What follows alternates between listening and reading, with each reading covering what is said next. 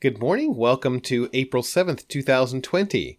Recently, I was listening to someone speak about the times that we're in and taking what she referred to as positivity pauses.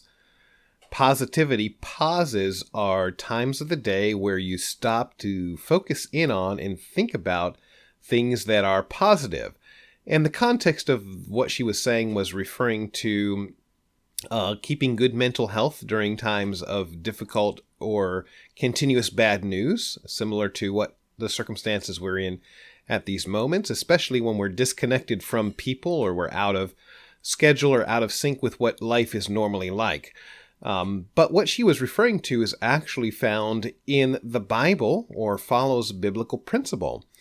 In the book of Philippians, chapter number 4, verse number 8, the Apostle Paul writes, "Finally, brethren, whatsoever things are true, whatsoever things are honest, whatsoever things are just, whatsoever things are pure, whatsoever things are lovely, whatsoever things are of good report, if there be any virtue, and if there be any praise, think on these things." And I'm going to reiterate, Paul was at this time in prison, and he knew that his life was soon going to come to an end. He knew that. This was not a surprise to him. He was awaiting that moment, knowing that it was coming. Yet so much of the book of Philippians reminds us of the need to rejoice, and is a reflection of Paul rejoicing in his life rather than sorrowing over the fact that his life was coming to an end. And here he talks a little bit about the mindset that he had, or that we're supposed to have, during those difficult times. It's not a mindset of denial, but rather it's a mindset focused in on positive things rather than negative things.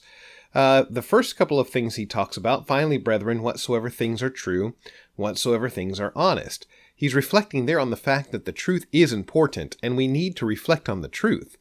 But there is positive truth as well as negative truth.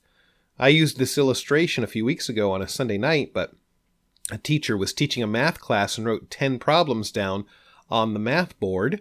And on one of the problems, she purposefully wrote the incorrect answer to the problem. She then asked her class if they noticed anything about the 10 problems on the board. The class responded, all of them, that she had incorrectly answered one of the problems. And she said, "Yes, that's very, very true, but it's just as much true that I answered 9 of the problems correctly." We have a tendency to focus in on negative truth more so than we do on positive truth. You know, in a time, especially in a time like this, there is a lot of negative things out there, a lot of negative truths out there. And the news reminds us of those negative truths every single day. But we ought to be focused in as much on the positive truth as we are on negative truth. That's one thing I've noticed when the president speaks to the press recently and they ask questions, and he'll often tell them, he said, "That question that you're asking is inappropriate," or "that question that you're asking focuses in on an aspect of things from a negative standpoint rather than a positive standpoint." The questions are always, why don't we have enough, rather than what is it that we're doing now to have what we need. And so, again, we have the choice to reflect on truth in a positive way or truth on a negative way. The second thing he talks about here, he says, "Whatsoever things are just, whatsoever things are pure." Again, we're oftentimes focused in on those things which are unjust in our society and those things which are wicked or impure in our society, rather than those things that are just and pure. And just as much as there is injustice that occurs, and it's grave, injustice is very grave, but we ought to also reflect and rejoice over the fact that justice does occur in our society.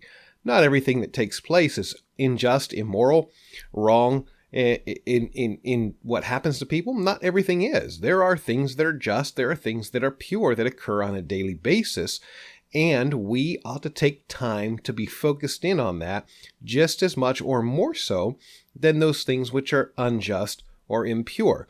There are people that suffer, and there are people that are suffering, and in all honesty, we're probably all suffering in some way, but let us not forget that we are suffering, but we are also receiving great blessing from the Lord as well. The third thing he talks about, rather, he says, "Whatsoever things are lovely, and whatsoever things are of good report." And lovely meaning beautiful, and good report talking about good news.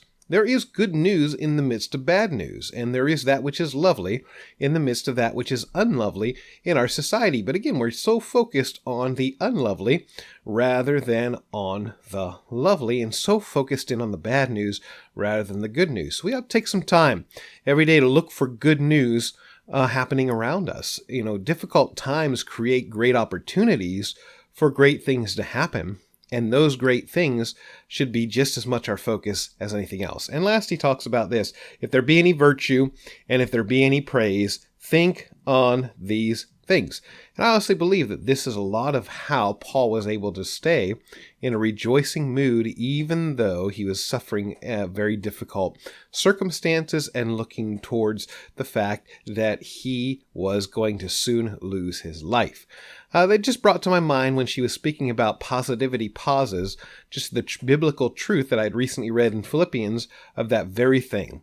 We ought to limit sometimes our access, not our access so much, limit our consumption of that which is negative, and remember that even in the midst of all of the negative, there are still things that are happening that are positive and that are good. God bless you, and we do so hope to see you soon. God bless.